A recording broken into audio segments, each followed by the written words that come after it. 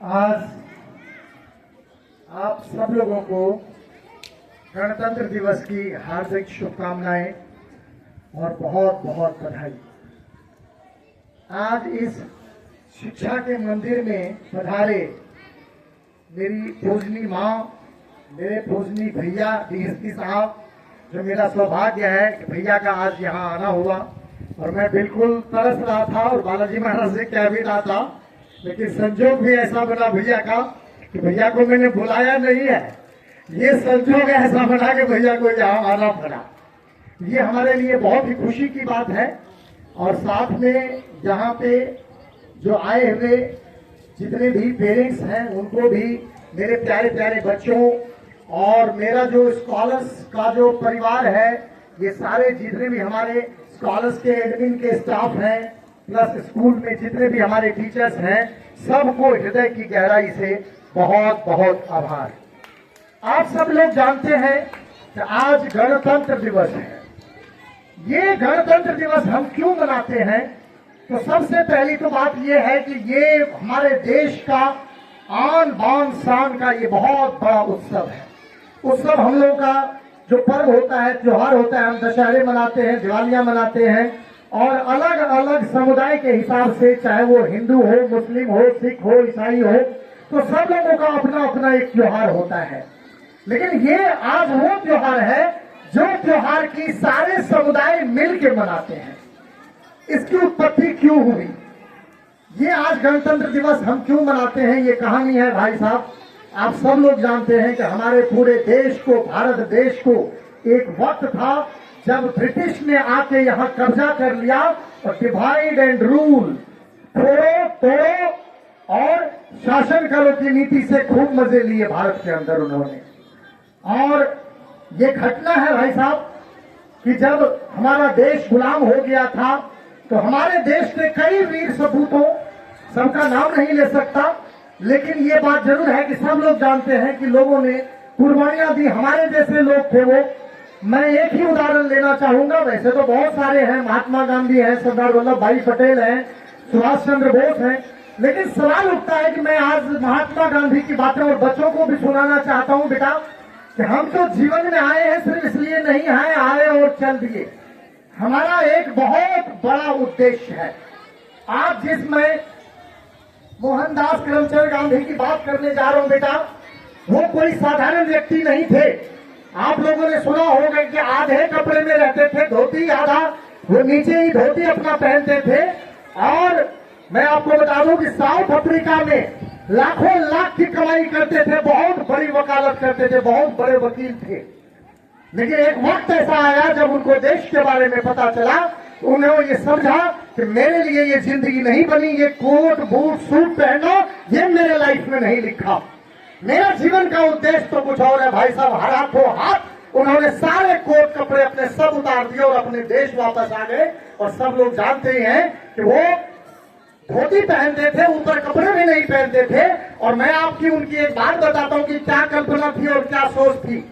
एक बार ब्रिटिश के पीएम को ये पता चला कि महात्मा गांधी आए हुए हैं और उनकी बड़ी इच्छा हुई, और मैकडॉनल्ड जी थे, उनकी बड़ी इच्छा हुई कि जरा मैं उनसे मिलूं। और मिलने के लिए उन्होंने जब बुलाया, जैसे गवर्नर से मिलने के लिए जाते हैं तो एक प्रोटोकॉल होता है, और हमारे महात्मा गांधी तो आधे कपड़े में धोती पहने हुए।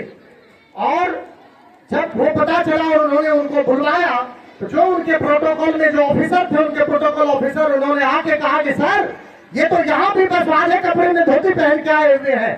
तो जैसा वहां प्रोटोकॉल होता है कि भाई जब भी आप उनसे मिलते हैं पीएम से, तो पूरा सूट बूट ये सब आपका होना चाहिए। तो उस जो प्रधानमंत्री थे, उन्होंने पीएम ने कहा कि उनसे कहो कि वो सूट बूट उनको तैयार करो, जिस कलर का उनको सूट बूट पहनना हो वो तैयार करके तब मेरे प्रोटोकॉल में उनको लेके आओ। ऐसा महात्मा गांधी ने मना कर दिया कि नहीं, अगर मैं मिलूंगा तो मैं धोती में ही मिलूंगा, मैं सूट बूट में नहीं मिलूंगा। अगर उनको मिलना है, इच्छा है उनकी मिलने की, तो मैं आ सकता हूं, अदरवाइज मैं उनसे नहीं मिल सकता। जब जाके संवाददाता ने उनसे जाके बताया कि भाई वो तो कुछ अलग तरह के लोग हैं, वो तो कह रहे हैं किसी धोती में मिलूंगा, मिलना है तो कहो मिले। तो भाई साहब प्रधानमंत्री ने कहा कि कोई बात नहीं, इच्छा तो पूरी है मिलने की और मिलके ही जाऊंगा।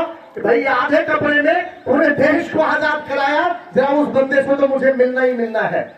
और बात तो तब सुनिए उनकी सोच की जब वो प्रधानमंत्री के सामने गए और प्रधानमंत्री ने एक छोटा सा सवाल किया उनसे। उन्होंने महात्मा गांधी से कहा कि आपके कपड़े कहां चले गए। उन्होंने दिया भाई साहब जवाब कि सर आप मेरे कपड़े की बात कर रहे हैं, मेरे पूरे देश के कपड़े तो आपने पहन लिए। क्या बात है, क्या सोच है। मैं बच्चों से ये कहना चाहता हूं बेटा कि आप इस लाइफ में जो आए हैं वो इसलिए नहीं आए, तो आए और चल दिए, आए खाना पीना खाया, नौकरी की, हमारा फर्ज सिर्फ यहां तक नहीं है बेटा। जीवन में अगर आप ठान लेते हैं, आपकी सोच निर्भर करता है, आपके अंदर चेतना जगनी बहुत जरूरी है। मैं आपको बताऊं, यहां जितने भी बच्चे हैं आज से 10 साल बाद, 15 साल बाद, 20 साल बाद, कल भी मैं मीटिंग्स में कह रहा था, अपने स्टाफ सबसे कहानियां सुना रहा था उनको कि भाई 10 साल बाद, 15 साल बाद, 20 साल बाद आपके भाग्य क्या होंगे, आप कहां पहुंचेंगे, ये आपके इस वक्त के वातावरण पर निर्भर करता है, इस वक्त के एनवायरमेंट पे आपका निर्भर करता है कि आप कहां पहुंचेंगे। ये डिपेंड करता है कि आपके अंदर कितनी चेतना जगी हो। भाई इस धरती पे 3 तरह के लोग हैं, अगर आपके अंदर चेतना नहीं है तो आप जीवन में कुछ भी नहीं कर सकते। कल मैं कहानियां सुना रहा था अपने स्टाफ को, बड़े मजे लेके सारे लोग कहानियां सुन रहे थे। मैं आज फिर से उस कहानियों को रिपीट कर देता हूं कि एक बार एक राज्य का जो राजा था वो बड़ा परेशान हो गया अपने पब्लिक से वो जनता से बहुत परेशान हो गया। परेशान वो इस बात के लिए हो गया कि वो जो राजा था उसने देखा कि हमारे जो राज्य के जो लोग हैं उनके अंदर अब कोई चेतना नहीं बची, कोई काम करने की इच्छा नहीं, एकदम आलसी, एकदम निठल्ला, जिसको हम कहते हैं कोढ़िया, कोई काम करना चाहता ही नहीं है। और भाई साहब पूरे राज्य की जनता ने यूनिटी बना ली कि राजा पे हमला बोलेंगे हम सब लोग चल के। और राजा सोच ही रहा था कि इसका मैं इलाज क्या करूं, कि सारे के सारे लोग आलसी बन गए, अब इसका क्या इलाज हो सकता है। उससे पहले सारी जनता ने मिलकर राजा के ऊपर हमला कर दिया और राजा के पास पहुंच गए। राजा मजबूर था, देखा कि भाई पूरी की पूरी जनता ही ऐसी हो गई, तो अब हम समझाएं किसको। और भाई साहब जनता की एक ही डिमांड थी कि हम सब लोगों को राजा साहब एक शीश महल बना दो, और वो शीश महल, जिस शीश महल में हम सब लोग रहेंगे उसमें हमारा 2 काम होगा राजा साहब, हमारी 2 व्यवस्था करवा दो उसके अंदर, एक हमारी विश्राम की जो है व्यवस्था वो करवा दो और एक हमारी भोजन की व्यवस्था करवा दो कि हम लोगों को बिल्कुल भी कहीं नहीं निकलना पड़े, कोई काम नहीं करना पड़े, कहीं भी जाने की जरूरत ना हो, बस वहीं रजाई में बैठे बैठे अपने भोजन लेंगे, खाएंगे, वहीं सोएंगे। भाई साहब राजा मजबूर हो गया, कहा कि देखा जब सारी जनता ही ऐसी हो गई है तो ये तो करना मुझे पड़ेगा ही, वरना तो इस राज्य को संभालना बहुत मुश्किल है। राजा साहब ने अपने मंत्री को आदेश दिया, मंत्री से कहा कि भाई ऐसा है कि इनके लिए एक शीश महल बना दो, वहीं ये सारे लोग रहेंगे, वहीं इनके खाने की सारी व्यवस्था करवा दो। राजा साहब ने वैसा ही कराया। भाई साहब पूरी की पूरी जनता उस शीश महल में रहने लग गई और राजा साहब को धीरे धीरे 2, 4, 6 महीने में ये पता लगा कि भाई इनकी तो चेतना बिल्कुल मर गई। अब तो ये हालात है कि ये लोग ब्रश भी करने के लिए नहीं निकल रहे हैं। इवन के जो कुक जो है, जो खाना बनाता है, कुक से भी कह रहा है कि भोजन हमारे मुंह में आके डाल दिया करो। राजा बड़ा हैरान हो गया कि भाई ये तो सारी चेतना मर गई, पूरा का पूरा राज्य तबाह हो जाएगा हमारा, कोई इकोनॉमिकल ट्रांजैक्शन नहीं हो रहा है, कोई लेन देन नहीं हो रहा है, कोई व्यापार नहीं हो रहा है, ये तो हमारा पूरा का पूरा राज्य बहुत पीछे चला जाएगा। राजा साहब सोचते कि भाई अब किस आदमी में चेतना बची है और किसकी चेतना बिल्कुल खत्म हो गई, किसको हम काम पे लगा सकते हैं, किसको बाहर निकाल सकते हैं। राजा साहब सोचते एक दिन उनका दिमाग ठनक गया राजा साहब का। राजा साहब ने अपने मंत्री को आदेश दिया, घोड़े निकालो, हाथी निकालो और चलो आज हम हमला करेंगे शीश महल के ऊपर। राजा साहब ने अपने पूरे मंत्री को लिया और शीश महल पे पहुंचते उन्होंने मंत्री को आदेश दिया कि पूरी शीश महल में आग लगा दो। भाई साहब जब आग लगी और विपत्ति जब सामने आती है, तो निश्चित बात है भाई साहब, अगर हम भी आगे आगे भाग रहे हैं, बिजनेस कर रहे हैं, व्यापार कर रहे हैं, तो तभी कर रहे हैं जब हमें अच्छा जीवन जीना है। तो भाई साहब एक तरफ से जब आग लगी तो सारे लोग भागने शुरू हुए एक तरफ से। भागते भागते राजा साहब सारा खेल देख रहे थे, सारे लोग भागे, भागते भागते भागते 2 आदमी अभी भी उस शीश महल में रह गया। राजा सारा खेल देख रहा था, आग की पूरी लपटें लगी हुई थी। राजा साहब पहचानना चाह रहे थे कि देखें इस दोनों को, आखिर ये दोनों किस लेवल तक जाता है। भाई साहब पूरी आग लग गई पूरी शीश महल में, वो दोनों के दोनों लोग नहीं उठे। उसमें से एक ने दूसरे से कहा कि अरे भाई जरा देखना तो पीछे से जलन महसूस हो रही है। तो दूसरे वाले ने कहा क्यों, मैं क्यों देखूं? भाई जब जलन तुझे हो रही है तो तू उठ के देखेगा, मैं क्यों उठूं? तो दूसरे वाले ने कहा एक काम कर, करवट बदल के सो जा। राजा साहब ने देखा कि भाई ये दोनों है जिसकी चेतना बिल्कुल मर गई है। अपने मंत्री को आदेश दिया ऐसा कर, शीश महल की आग बुझा दे बेटा, पता लग जाए कि किसकी चेतना मर चुकी है। तो सवाल उठता है कि हमारी चेतना 100% जो है जिंदा होनी चाहिए, तभी हम अपने जीवन में अपने मिशन पे पहुंच पाएंगे। इस दुनिया में 3 तरह के लोग होते हैं, बच्चे जरा ध्यान से सुनेंगे। इस दुनिया में 3 तरह के लोग होते हैं।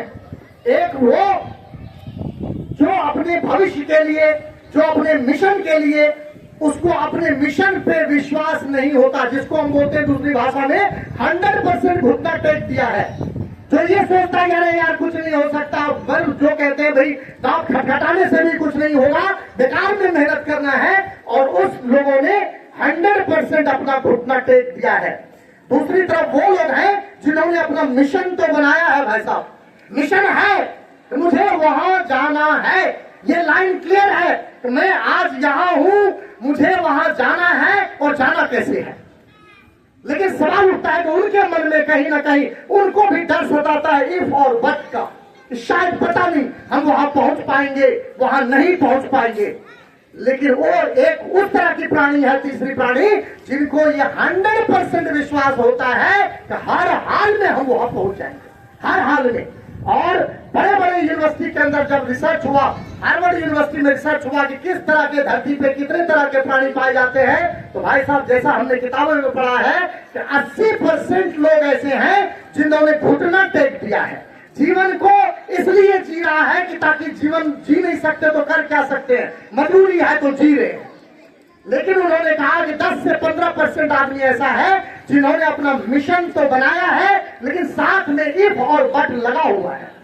लेकिन उन एक्सपर्ट्स का ये रिसर्च में कहना था कि 2 से 3% धरती पे ऐसे लोग हैं जिन्होंने ये डिसाइड कर रखा है कि मुझे वो जाना है, मुझे वो पाना है, तो हर हाल में पाना है, चाहे दुनिया इधर से उधर हो जाए। और यही सवाल उठता है साहब, तभी हम उस मुकाम को पा सकते हैं।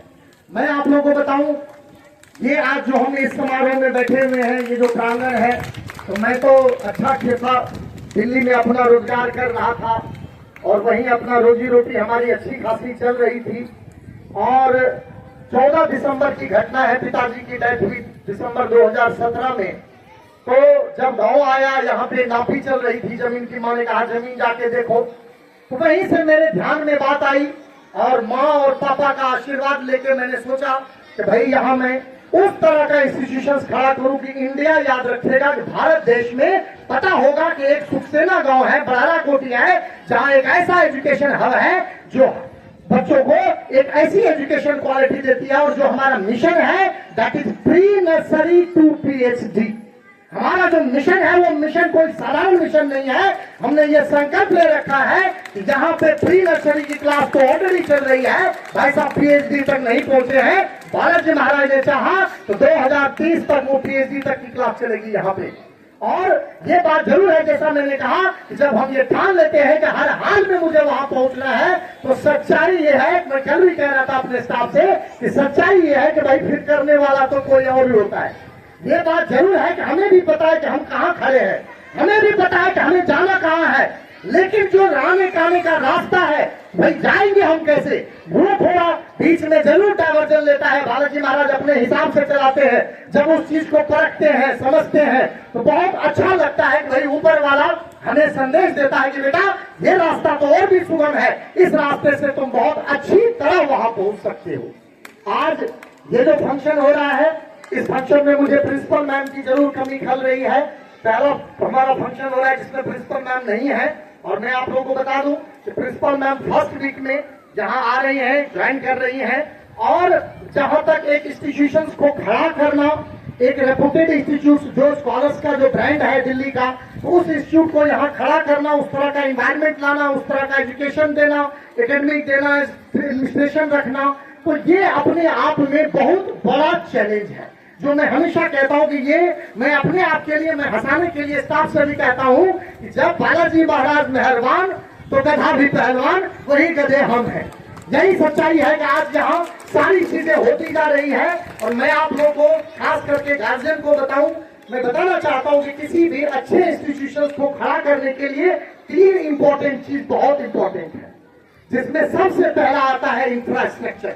आप उस तरह का इंफ्रास्ट्रक्चर दे जिसमें बच्चों को तरह तरह के लैब की सुविधा, हर चीज की सुविधा, तो सारे लैब भी वहां लग चुके हैं हमारे प्रांगण के अंदर। अभी सीबीएसई का भी इंस्पेक्शन हुआ था। तो सबसे पहले जो होता है इंफ्रास्ट्रक्चर, जो कि चाहिए ही चाहिए होता है एक ऑर्गेनाइजेशन के लिए। पहला बेसिक मूलभूत आधार है एजुकेशन का।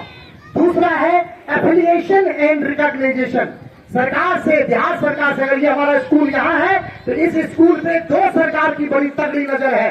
पहला बिहार सरकार, दूसरा हमारा केंद्र सरकार, भारत सरकार, केंद्र सरकार। केंद्र सरकार की नजर है। आप सब लोग जानते हैं अभी हमारा 13 दिसंबर को सीबीएसई की टीम आई थी दिल्ली से जांच के लिए, पूरा जांच करके यहां से ले गए। बहुत अच्छा देख के वो लोग भी बहुत खुश हुए कि इस रिमोट इलाके के अंदर इतनी बड़ी चीजों को लेके आना, उनको भी लगा कि भाई इनको बिल्कुल हेल्प करना चाहिए कहीं न कहीं, क्योंकि आगे इनका मनोबल टूट जाएगा। उन्होंने भी बहुत अच्छा जो है सो किया है। और बालाजी महाराज के पास से हफ्ते 10 दिन के अंदर, 4-5 दिन में हमारा जो है सीबीएसई का ऑलरेडी सब कुछ हो ही चुका है, बस एक लेटर आने की देर है। लेटर भी हमें मिल जाएगा। तीसरी बात आती है एकेडमिक का। एकेडमिक का जो कंसेप्ट है, मैं आप लोगों को बताऊं, हमारे लिए बहुत बड़ा चैलेंज था, क्योंकि जिस वक्त हमने यहाँ की नींव रखी थी, हमने उसी दिन कहा था कि यहाँ सारे टीम बाहर से आएंगे। हम खुद भी नहीं समझ पाते थे कि आएंगे कहां से, और बोलते जरूर थे। मैं अभी सामने इंदर सर बैठे हुए, अभी मैनेजमेंट ने इनको प्रमोट भी कर दिया है, डेप्यूटी डायरेक्टर प्रोजेक्ट इनको प्रमोट किया है दिल्ली ऑफिस में, सम्मान भी किया इनका। क्योंकि ये आज जो भी आप यहाँ देख रहे हैं, जो मैं पहला इंफ्रास्ट्रक्चर की बात कर रहा था, ये इंफ्रास्ट्रक्चर इंदर सर के दम पे ही खड़ा हुआ। ये साधारण बात नहीं है भाई साहब। पंजाब से आके, अमृतसर से आके यहाँ खुट्टा गाड़ के बैठ जाना और ये स्वप्न लेके जाना, अपने लोगों से कहना कि जब तक इस मिशन को हम पूरा नहीं करेंगे वापस हम अपने गांव को नहीं आएंगे, ये एक प्रण होता है, ये एक संकल्प होता है। तो जैसा मैंने कहा कि अभी हमारा सीबीएसई का भी हो जाएगा, और मैं अभी एकेडमिक की बात कर रहा था, तो ये बात जरूर हम बोलते थे कि सारे टीम हमारी बाहर से आएगी, बाहर से आएगी। मैं आपको उस वक्त की भी सच्ची घटना बता देता हूं। इंदर सर सामने बैठे हुए हैं। जब ये इंफ्रास्ट्रक्चर खड़ा हो गया, अब लगा हमें कि भाई साहब स्कूल को तो चालू कर देना है। अब हमने इनसे पूछा कि अब आएंगे कहां से बाहर से, जो कह रहे थे आएंगे। मैंने इनसे कहा एक काम कीजिए, आप और एक स्टाफ को और पकड़िए, और जहां बहरा से लेके भवानीपुर, धमदाहा, बंदनखी, जहां जहां साइबर कैफे है, वहां पे जाके ऐड लगाइए, हमें टीचर चाहिए, हमें स्टाफ चाहिए।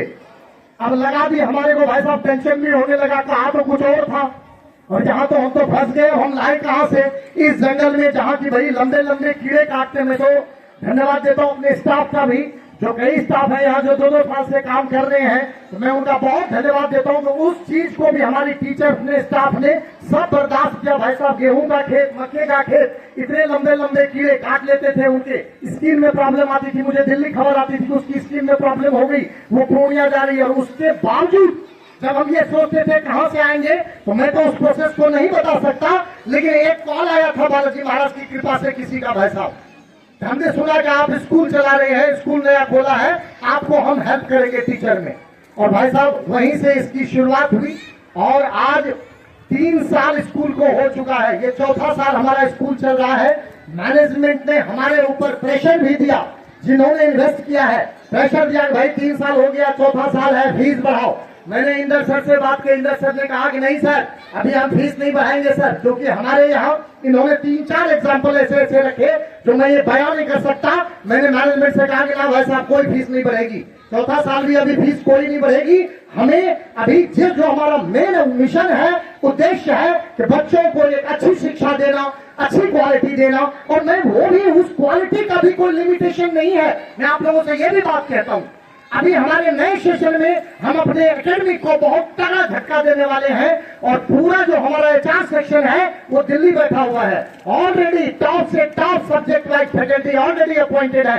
कल भी मैं मीटिंग में कह रहा था कि 30 तारीख से एक टीचर लैंड करने वाले हैं। लेकिन सवाल उठता है कि भाई इसमें जो सोर्स और एप्लीकेशन दोनों 2 पॉइंट बड़ा इंपॉर्टेंट पॉइंट है। सोर्स जहां से हमें पैसा आता है, एप्लीकेशन जो पैसा हमारा जाता है, इस दोनों पैसे के रेशियो में 1:5 का डिफरेंस है। जब हमारे पास यहाँ 1 रुपया आता है तो 5 रुपए का खर्च हमें करना पड़ता है। 1 का 2 नहीं खर्च हो रहा है, यहाँ 1 का 5 खर्च हो रहा है। और इसके लिए बिल्कुल हमारी मैनेजमेंट मेरे वार्ड पे एडमेंट है कि बिल्कुल हर हाल में इसको हम करके रहेंगे।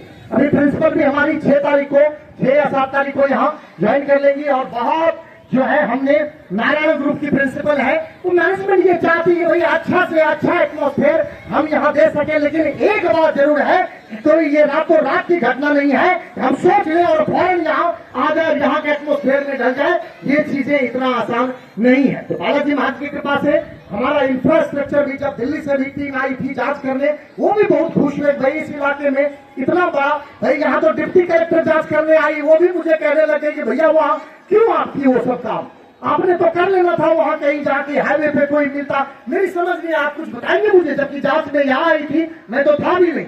लेकिन जब मैं पूर्णिया मिलने गया तो मेरे से एक ही सवाल की कि क्या सोचे थे, आपकी क्या सोच थी वहां, इतना बड़ा पैसा कैसे आपने इन्वेस्ट कर दिया, क्या सोचा होगा आपने? हमने उनसे कहा भाई वहां कोई इनकम की सोच की जहां तक बात है तो मैं पढ़ा लिखा चार्टर्ड एनालिस्ट हूं, मुझे पता है कि भाई मनी का रोटेशन क्या है, फाइनेंस कैसे डील होती है, ये मुझे सब पता है कि 1 का 10 कैसे आता है, 10 से 1000 कैसे बनाया जाता है। लेकिन उसके लिए भी हमारी मैनेजमेंट पूरी प्लानिंग कर रही है। ऑलरेडी हॉस्टल का काम शुरू हो चुका था और कल से जेसीबी वगैरह फिर से आ रही है और 6 महीने के अंदर हमने मैनेजमेंट को प्रोजेक्ट में दे दिया है कि 6 महीने के अंदर हमारा ये हॉस्टल 30 जून तक है कि हमारा ये तैयार हो जाएगा और वो भी 2 फ्लोर तक बिल्कुल रेडी हो जाएगा। ये सारा प्रोजेक्ट इंदर सर को रिटर्न में दिल्ली ऑफिस से लिख के दे दिया गया है। और ये बात जरूर है कि भाई 2 ही बात होगी, जिस चीज के लिए हम संकल्पित हैं या तो वो हमें चाहिए या हम नहीं रहेंगे। और ये बिल्कुल बालाजी महाराज से विश्वास है कि हर हाल में इसको हम पाके रहेंगे। हमारी पूरी टीम है, मैं आपको बताऊं, मैंने कई बार बोला भी था, जब बच्चे हमारे 7th में आ जाएंगे, 8th में आ जाएंगे, 9th में आ जाएंगे, उन बच्चों के ऊपर पूरी हमारी रिसर्च टीम दिल्ली से आएगी और उन बच्चों पर रिसर्च करेगी। ये जो इतना बड़ा प्ले ग्राउंड बनाया है, ये ग्राउंड इसीलिए बनाया गया है ताकि बच्चों में किस बच्चे में क्या पोटेंशियल है, कौन सा बच्चा किस लेवल तक जा सकता है। और जहां तक मेरी पर्सनल बात है तो मैं हमेशा बालाजी महाराज से कहता हूँ, हे बालाजी महाराज, अगर आपने 10 साल, 15 साल, 20 साल, 25 साल अगर आप मुझे जीवन देंगे तो मेरी कान बड़ी तरस रही है इस बात को सुनने को कि भाई कोई बच्चा जब ऊंची जगह पे पहुंचेगा, अपने मुकाम पे पहुंचेगा और वो कह सकेगा मैं international scholars international school Badala कोठी सुखसेना में मैं पढ़ता था। मैं इसी चीज के लिए मेरी कान हमेशा तरसती रहती है और यही चीजें मुझे हमेशा मोटिवेट करती है। और मैं दोबारा से कह दूं कि मैं अपने पूरे स्कॉलर्स की टीम का, जितनी भी टीचर्स हैं, जितने भी मेरे स्टाफ है, ये लोग मैं ईंधन का काम करते, मेरे अंदर बिल्कुल पेट्रोल का काम करते भाई साहब, जिनके दम पे मैं इतनी बड़ी बड़ी बातें बोल पाता हूँ। मैं देखता हूँ, मैं बोल जाता हूँ, हमारी पूरी टीम पूरी जान लगा देती है कि सर आपने कह दिया और इस बात को हम हर हाल में पूरा करके रहेंगे। इसी वाणी के साथ मैं अपनी वाणी को समाप्त देता हूँ। सब लोगों को बहुत बहुत मेरी तरफ से शुभकामनाएं, आशीर्वाद। Thank you very much, thank you.